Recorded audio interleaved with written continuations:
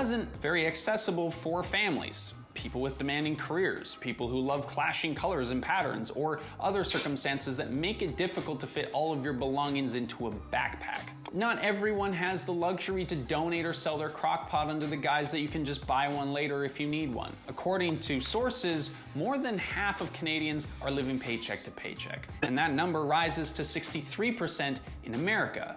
If you live paycheck to paycheck, you need minimalism. Because once you start reducing all the clutter, all the things, you start reducing all the outgoings. Once you reduce all the outgoings, you have stuff left that you want. Look at minimalism like you would a paycheck. If I'm a human being, consider me the means to get what I want. Consider my insides my paycheck, what I have on the inside, my salary, my worth, what I'm collecting.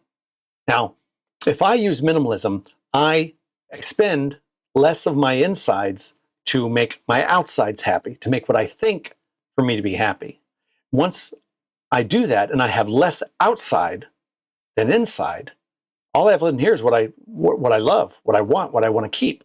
Anyone that says at the end of the month they have $20, $50, $100, 100 pounds, 200 pounds left over from a paycheck, what are they? They're happy because they've got extra, because they got the part of them that they really want. That's what minimalism is. It's reduce as much outgoing or outside garbage and fill up your inside.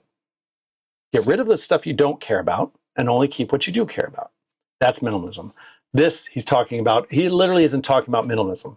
He's talking about the trend of minimalism, the fashion, not true minimalism. Many of us see maximalism as a fun trend to try out. It's important to realize that people living in poverty are more likely to save stuff as well as money because of financial uncertainty. For a while, it felt like your house had to look like a Scandinavian mausoleum and you had to wear neutral colors all the time just to call yourself a minimalist. And that left out a lot of people from cultures who celebrate bold and vibrant colors and textures. Minimalism was literally whitewashed in more ways than one. Now, if you talk to anyone in the minimalist world, they will tell you that color scheme and cultural background have nothing to do with the minimalist movement. It doesn't. You simply have to make choices. Have you ever seen an Indian guru?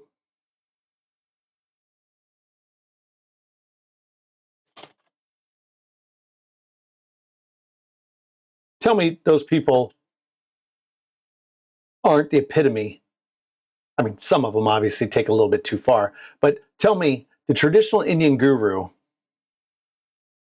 literally looked like this guy. I should move that out a bit. Look like this guy.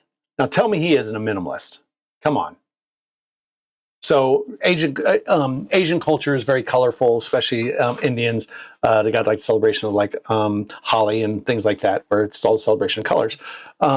No, this guy, guru. Yeah, he's got colors, but look how he lives. It's very simple. It's very simple. So yeah, the whole idea, again, I believe it's absolutely lost. The whole understanding of minimalism, it transcends culture. It transcends the trappings of your society, whichever one you live in. It doesn't have anything to do with that. And every culture can benefit from it. And they aren't trapped. Minimalism is an anathema to your culture because every culture has examples of minimalists. And yeah, so I think he kind of was off the mark here a little bit on that. I understood that he wasn't incorrect. He wasn't incorrect. He actually said some things that are very right about culture. Certain cultures might find minimalism harder, but it still goes down to the same premise. It's because they're consumerism. It's because their desire to fill their outside with all this flash and color and new and shiny, but still not filling their insides. They think the outsides is filling them up, and in some cases it does. But in most cases, it's not. It's a Band-Aid on the wound, and the wound just slowly bleeds, and they're never truly content. I don't care about happiness. Again, I'm going to do a whole episode on happiness. They're just not content. There's no peace. They don't have inner peace. It's an important thing. Choices about your belongings with intention. And this is, I think, Sure, here's a unique version of your CV that will help you stand out. I'll skip it. Just like the other 30,000 I created. Probably the biggest problem. Minimalism had many of the qualities that a cultural surge like this needs to be successful. A distinct aesthetic, a cultural significance that is countercultural in some way, and the right timing. People were tired of their shit. The attic full of stuff they forgot about, the garage with no room for a car, and minimalism was the first popular culture trend that targeted that directly. But what it lacked was something to feed the beast that makes our world go round: consumerism. Part of the reason why minimalism didn't die out faster than it did is because it did a pretty good job at rejecting the status quo that our capitalist consumer society has deemed normal. But beyond the gray t-shirts and monochromatic kitchen cabinets and whatnot, there wasn't really anything to buy. And sadly, our whole world, like it or not, is built on buying stuff. No, our world is not built on buying stuff. Our culture is built on buying stuff. Our world as a whole could give two fucking shits about humans. We're not that important. We really, really aren't. What is important in the modern culture is consumerism, as he put it. And because we weren't buying stuff, minimalism was bound to fail because people wanted more stuff. So what does that mean? If we had to get to the core of this, what was the problem? The problem was we weren't teaching them anything. We weren't teaching humans anything. We were literally putting a shiny stamp onto something that didn't want shiny stamps. It just wanted to exist as little as possible. Minimalism is about existing as little as possible. And we didn't teach humans that. What we taught them is this is the new fad. This is the new trend. This is what's going to make you money. This is what's going to get you popular. You follow this, you'll get likes. And without that fundamental piece, it was very unlikely that minimalism had a chance. The fact that a cultural movement based on not buying things reached this level of popularity is kind of mind-boggling.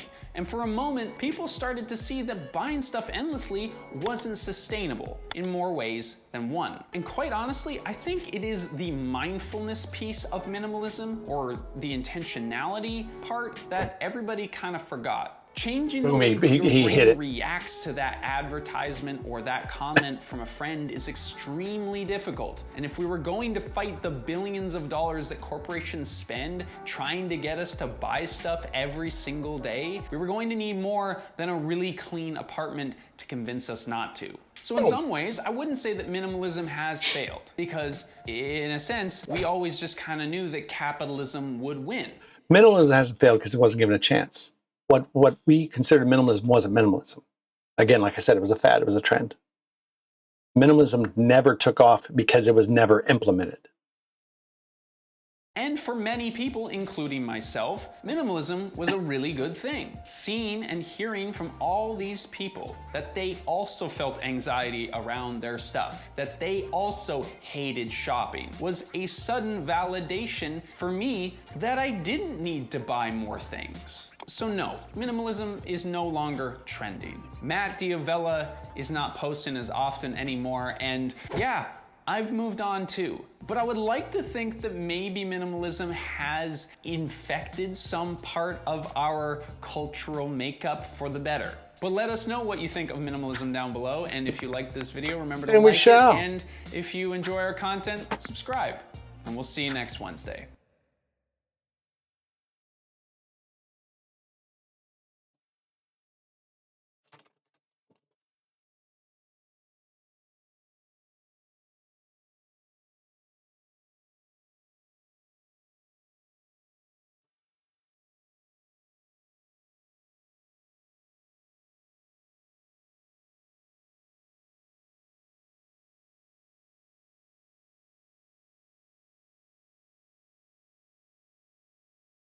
Our mindset wasn't trained.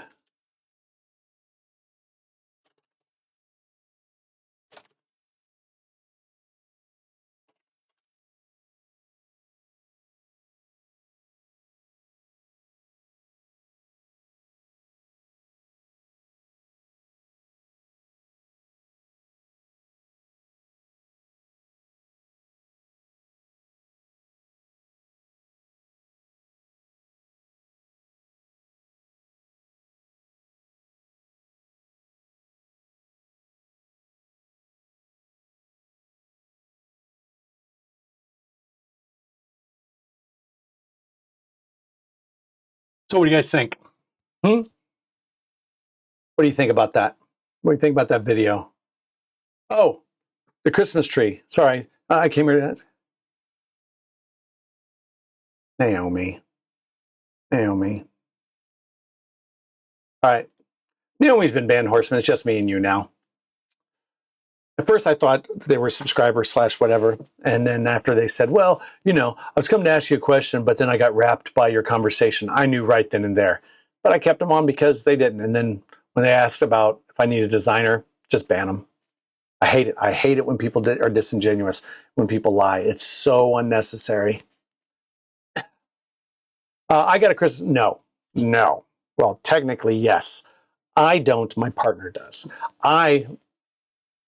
Now that I'm retired and my funding has gone down quite a bit. I mean, I dropped 60,000 pounds. I left 60,000 pounds just sitting there behind me. I didn't need it. I didn't want it. I had a car that cost too damn much. I had bills that cost too damn much. I just had all this junk, all this stuff, all these attachments and links in my life, and I couldn't think clearly. And so I got rid of it all. Thankfully, my partner was the one that asked me if I wanted to, and I was like, fuck yeah, if I can. She goes, go for it. And so now I'm concentrating on my family, trying to make them better. Yeah, sometimes it's annoying. I'll tell you that. Sometimes it's absolutely frustratingly annoying for them. But yeah, it's good. It's good. Yeah, it's her Christmas tree. She loves Christmas. She wants all this stuff. So that's hers. I don't put it up. I tell her, I said, look, I don't need this. I don't want to do this. I'm not going to participate in this. I'm not being rude or disrespectful. I'm just saying, if you want this, you have it. It's part of your life. I don't want it part of mine. Now, of course, it's here. And is it pretty? Yes. And do I remember Christmas when I was a kid? Absolutely. And I loved coming downstairs and the Christmas lights were on. Loved it. Still do love it. But I don't need it. I don't want it. Technically, I want it in a very general way, not in a very specific, get it out of my house way. I don't want it in my life. So I just don't have it. She put that all up all by herself. I wasn't cruel. I wasn't mean. She knew it. She didn't even ask me. She just knew. It's not my thing. Nope. I'm not boring. I'm not dull. I like doing things, but I like doing things when I know I need entertainment. I am not completely immune to the trappings of the world. I still vape. Why? I love smoking. I love it. I love it, love it, love it. So the alternative is smoke outside every time, nasty smell, nasty whatever, or just vape. So I vape. And I'll probably be giving that up soon because I only vape for a while and then I just kind of like, meh, kind of done with it. So that is a good video on what modern society sees minimalism as. It sees it as another fad, another fashion, another new idea, and it is not. See, there's other arguments. See? Bad. There's nothing to do about interior decor. Fucking nothing. A true minimalist would get a couch just because it's cheap as shit and it serves its purpose and it's not going to harm them. They don't start with interior decor. It costs money to do that. Money requires time, requires effort, requires work, requires all the trappings, requires a car to get to work, fuel, uniforms, clothing, all this stuff, just so you can have an interior decor, just so you can make your shit look like something you want. It's nuts. It's nuts.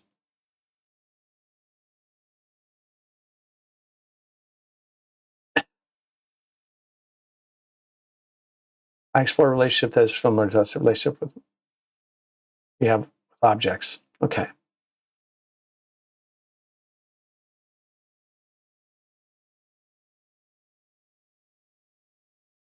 If you do any amount of searching on the internet for minimalism, your feed is bound to be full of videos of people preaching the benefits of living simply, of giving up your material possessions to live a more purposeful, happier life. Their homes are devoid of most belongings, and 9 times out of 10, their walls are white, their shelves are clear of anything that would make it look like someone actually lived there. The host is usually sitting in front of the camera in all black or all white against their barren walls and preaching how only having things you need to survive inside your space will bring you endless happiness and fulfillment. Then they inevitably cut to some B-roll of them making coffee on their overpriced coffee setup and hawk some course or item you really, really need, or else you won't be a real minimalist. I used to watch these types of videos religiously because, well, they make minimalism look good. In reality, they make minimalism into a cult. Like anyone who was indoctrinated into a cult, I was working a job that I hated, working long hours for crappy pay, dealing with shitty people, and was constantly depressed. As a result, my relationships with friends and family suffered, and I was in a constant state of unhappiness. When I found minimalism, I was unhappy and at a low point of my life. I latched onto every tip, trick, and rule these people preached, hoping that it would finally change my life. A couple months ago, I came to the realization that minimalism is bull. I was made to believe that minimalism meant only spending money on the essentials, on removing everything from your life except for the bare necessities. No, I believed see, that if I didn't spend any money on belongings, that I would enjoy my life way more. And see, that's where he's absolutely right. That's where the trap is. That minimalism doesn't mean deleting your life or your externals. Like this, you'd be like, oh, well, yeah, but you got a Dallas Cowboys shirt. Yeah, I got this from the military thrift store for free. Why? Well, I lived in Texas for 2 years, so it's kind of a connection. I lived in San Antonio, not Dallas. And it's a nice hoodie. It's comfortable. It's a baggy on me. I like it. But what he's talking about is exactly right. When it becomes a trend, oh, okay, sorry. Come to video point, then it's about just say buy things you want. Don't go overspending because of trends or someone is buying that, so I'm going to buy too. Right? Yeah. Buy what you need, but don't buy to the point, only buy to the point where you're so unhappy because you have nothing. Now, me, I don't mind doing that at all, but I'm at a different level of minimalism. Minimalism is attached to my ideas, is attached to my way of thinking. I need less internally now. So minimalism automatically just came along with it. Minimalism was a side effect of my need to fix my insides, fix who I was as a person, to reduce the clutter in my mind, in my soul. And when I was able to do that, it was easy to declutter everything on the outside. So what he was saying is absolutely right. The trend was get rid of everything. Well, that's not fucking minimalism. That's just deleting your life. It's not what minimalism is about. It's not about deleting your life. It's about removing what you don't need. Deleting is just taking a file, taking something and making it non-existent. That's not what minimalism is. You still exist. You still have needs and desires, and they don't have to be gray and white and black. They can be of color. You can have the things in your life, and that's the point. Minimalism is about only keeping what's important, what really matters to you, what is necessary for you to live your whole life. That doesn't mean black and white. It can be colorful. It can be whatever the hell. But it doesn't mean that. And he's right. That's why minimalism failed. Now, I'm not saying everything you see and hear about minimalism is inherently wrong or doesn't work. There are some helpful ideas in it, but the blind following of unoriginal personalities who regurgitate the same things over and over again, spouting minimalism maxims to live by, which are really only quotes from themselves. I remember I was subscribed to one minimalist email list, and the email that woke me up said that being attached to anything means suffering, and suffering is failure. That's a weird way to look at the world, and that's a blend of minimalist and stoicism, but it's a very misinterpreted because there's no context with it. So when leaving someone with that statement, it's not some divine fucking prophecy. That's just a statement out of context. Now, I could take the exact statement he just quoted, and I can make it as something you'd all understand, but it's just weird how people will do that. They think that this quote answers all questions and it's sagey and it has all this stuff just inside the few words, but it usually doesn't. I'm not down with that. I came to realize that the minimalist lifestyle I had been fed was a superficial one, a one-size-fits-all approach to a type of living that has real benefits when approached correctly. Minimalism is not a set of rules you have to follow or you're kicked out of the club. We shouldn't be disturbed when we see complicated and extraordinary things. I think we should be disturbed when we look at landfills full of garbage, houses packed with stuff, and the incredible excess surrounding us everywhere. Minimalism isn't about denying complication. It's very much an embrace of complexity of being a human today. Minimalism is about focusing on what matters. It's about spending your money and your time more intentionally.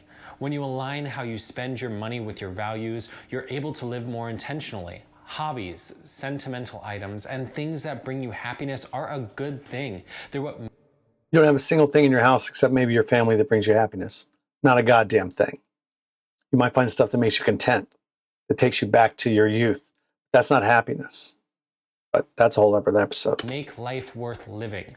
Your hobbies and life experiences are some of the only things worth every penny spent on them. Life is for living. Keeping up with the Joneses won't make you happy. Nope. Constantly buying stuff to show your success will just continue the cycle of consumerism. Buying things that don't add value to your life just because you're told it's what you need. It's essentially the same as letting someone else define what your values are. Minimalism isn't about spending money, but about spending on things that add value to your life. If you like the things you spend money on, don't feel bad about it. So if I'm saying that minimalism is bullshit, what am I doing with a YouTube channel devoted to minimalism and slow living? Well, for starters, I still consider myself a minimalist. Yes, I have a capsule wardrobe with simple pieces and an arguably casual slant. That's because fashion isn't what I love. I don't enjoy spending hours in front of the mirror trying to find the perfect outfit. You could be a minimalist and still have a wardrobe full of clothes as long as they are things that, one, you wear often and aren't just hoarding just in case you get invited to that one event, and two, you really enjoy dressing up. I don't. I prefer to spend money on my pets, on the camera or tech gear that brings real happiness to my life. I enjoy collecting books on topics I love, reading and rereading them, and once they've outlived their use to me, donating or passing them along to my friends. I'm not letting others define what I want or should have, or define what I should value. Minimalism isn't about the number of things you own, it's about the relationship you have with those things. It's true. I say it on every video about minimalism. This is a very personal journey. I don't ever recommend people ever dive all in on minimalism. I find it's best to ease into it. Maybe start with the declutter challenge, like the 30-day challenge. Gamify the process. Try to do different things and see what feels right to you. So, if you want to go on this journey together to explore all the possibilities that minimalism and slow living have to offer, like this video and subscribe to the channel. In next week's video, I'll be going over my 30-day declutter challenge and how I failed miserably at it. Until next time. I like that. That was good. He actually said it quite well. Minimalism isn't about getting rid of your stuff. It's about defining your relationship with those things. And yes, minimalism is about removing the extra clutter from your life. But like I told you, the inside versus the outside, you have to have a relationship with yourself. You have to make sure the only things you have inside are the things that benefit you. And on the outside, once you figure that out, then you'll start seeing a lot of stuff on the outside that doesn't benefit you. They are societal requirements. They're what we think we need to do to live in this modern world because everybody else is doing it. So of course we do that. And that's very natural. It's very natural to chameleon like everyone else because that's how we learn. We learn through the knowledge and the understanding of other people. So yeah, there you go. All right, so I've done about an hour and 20 into this, and I'm sure as hell not going to edit the YouTube video. I'm just going to dump it all one big old hour and then an one hour video and one 18-minute video. Thank you very much for joining me. Thank you, Horseman, for coming back. You hung in there, man. You hung in there. I appreciate it. You all have a great day. If you want, please check me out on Twitch at GryzCast and also at YouTube at youtube.com/GryzCast. GRYZ or GRYZCAST. All right, thank you all very much, and I'll be doing this soon enough. Have a good day.